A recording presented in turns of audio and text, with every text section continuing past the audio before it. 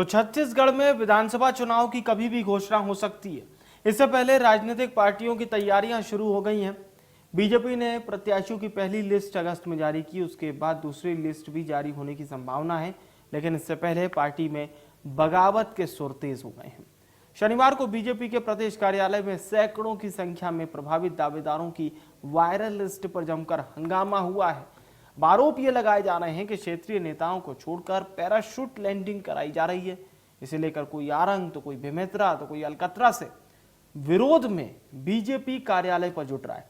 अब देखना है कि इस विरोध के बाद भी वायरल सूची के नेता टिकट पाते हैं या टिकट कटवा लेते हैं। देखिए खास रिपोर्ट। जो भारतीय जनता पार्टी अनुशासन की बात करती थी और अनुशासन में रहने की बात करती है कि एक सूची क्या वायरल हुई, उसके बाद ये भारतीय जनता पार्टी का कुशाभाऊ कार्यालय है जहां अनुशासन की धज्जियां उड़ चुकी है। अनुशासन का बार बार जिक्र इसलिए कर रहा हूं कि तमाम लोग कार्यकर्ताओं का जिक्र कर रहे हैं, तमाम लोग उन नेताओं का जिक्र कर रहे हैं जिनको टिकट मिल चुकी है। जानकारी ये मिली है, कुछ लोगों से बात करने की कोशिश। कहाँ से आए हो दादा? हाँ, कुछ में सुना कलतरा क्या वजह? हाँ, आने के वोट लेने। दादा कहाँ से आए हो? कहाँ से आए हो? अकलतरा विधानसभा। कोई खास वजह आने की? आने की यह है कि अभी जो वायरल हुआ है भारतीय जनता पार्टी के नाम से अकलतरा विधानसभा का विधायक जो है वर्तमान में सौरभ सिंह, उसका नाम आ गया। हाँ। तो उसमें भारतीय जनता पार्टी के कार्यकर्ता में आक्रोशित हो गए। क्यों उसको टिकट नहीं देना है क्या? उसको नहीं देना है। किसको देना है?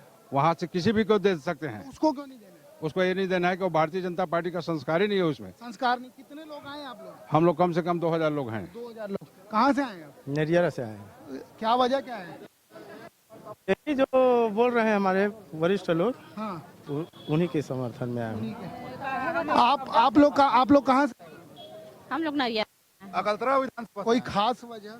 कुछ खास वजह नहीं, हम सबसे एक वजह है कि हमारा मान सम्मान चाहिए और कुछ नहीं चाहिए। हम लोग सम्मान कैसे मिलेगा? मान सम्मान होता क्या है? पार्टी में क्या है, हम लोग भाजपा परिवार रहते हैं, हम लोग उसको परिवार समझते हैं।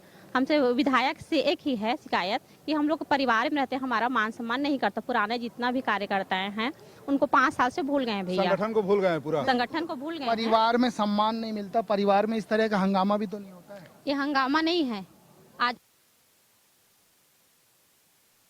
पुराना आदमी कार्यकर्ता का मान।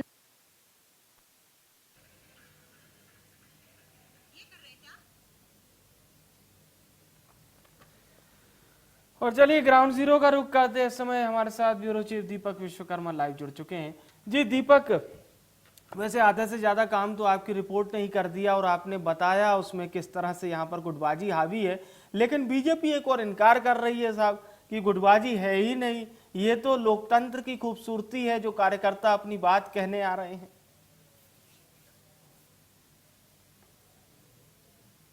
एक और बहुत खास चीज ये है और खास बात ये है कि जब सत्ता नहीं रहती, जब आपके पास सिंहासन नहीं रहता, तब आपको तमाम कमियां, तमाम खामियां सूझती है।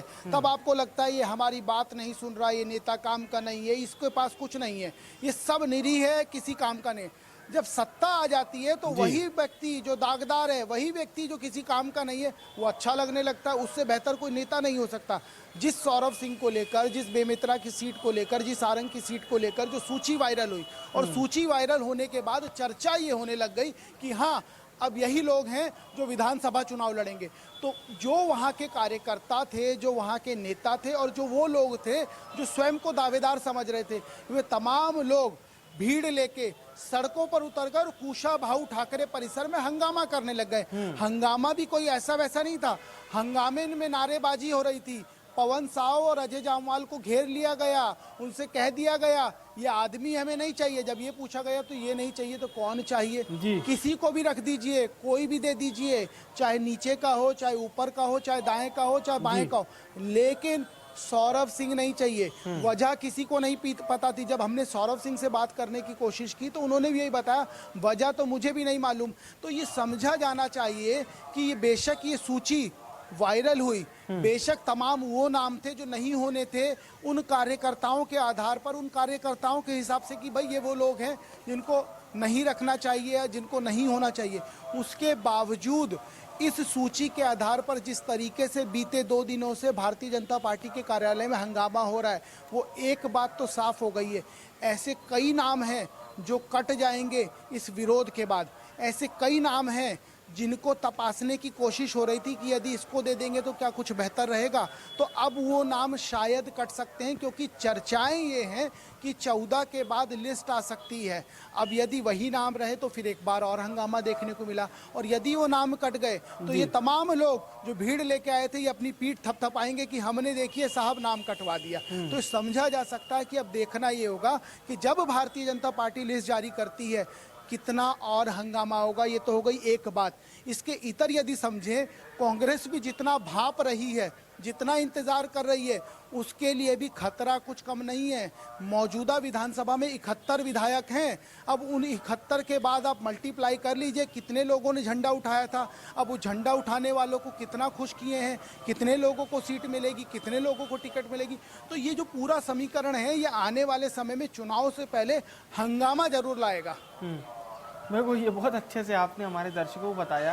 लेकिन एक छोटी सी चीज़ मैं आपसे पूछना चाह रहा हूँ, मध्य प्रदेश में भी हमने देखा विरोध प्रदर्शन बहुत हो रहा है, लेकिन एमपी में बीजेपी कैडर ने साफ कह दिया कि साहब प्रदर्शन कितना भी कर लीजिए हम नाम नहीं बदलेंगे।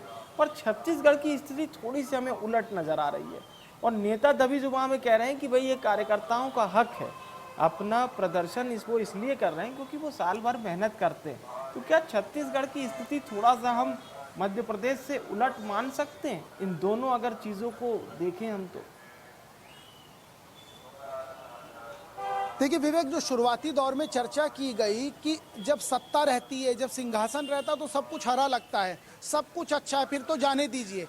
लेकिन जब सत्ता नहीं रहती, जब आपके पास कुछ नहीं रहता, तब कुछ भी अच्छा नहीं होता है, तब हर नेता बेकार लगता है। यही डॉक्टर रमन सिंह 15 साल मुख्यमंत्री थे, सबकी आंखों के तारे थे, सबसे बेहतर नेता थे, सबसे अच्छे थे, सब कुछ बेहतर करते थे, चाहे दिल्ली हो चाहे छत्तीसगढ़ हो। लेकिन यही डॉक्टर रमन सिंह आज सबकी आंखों में चुभते हैं, यही थक गए हैं, यही बुजुर्ग हो गए, यही पार हो गए। यही तमाम मंत्री जिनके यहाँ लोग जाते थे और इनसे बेहतर कोई मंत्री नहीं था। लेकिन जब सत्ता नहीं है तो ये खराब हो गए। तो मध्य प्रदेश की जो स्थिति है, मध्य प्रदेश में आज सत्ता है। शिवराज सिंह अगर तकरीबन देखा जाए तो 20 साल से ज्यादा मुख्यमंत्री के पद पे रह चुके हैं। तो अब वो शिवराज सिंह भी अच्छे हैं, उनकी जो कैबिनेट के मंत्री हैं वो भी अच्छे हैं, और जो मौजूदा विधायक हैं वो भी अच्छे हैं। लेकिन यदि सत्ता चली जाती है तो शिवराज सिंह के नाम पे तमाम बिल हमारे फटेंगे। दर्शकों को बताया। बिल्कुल लौट रहे दीपक एक बार फिर से आपके पास कुछ और जानकारी लेने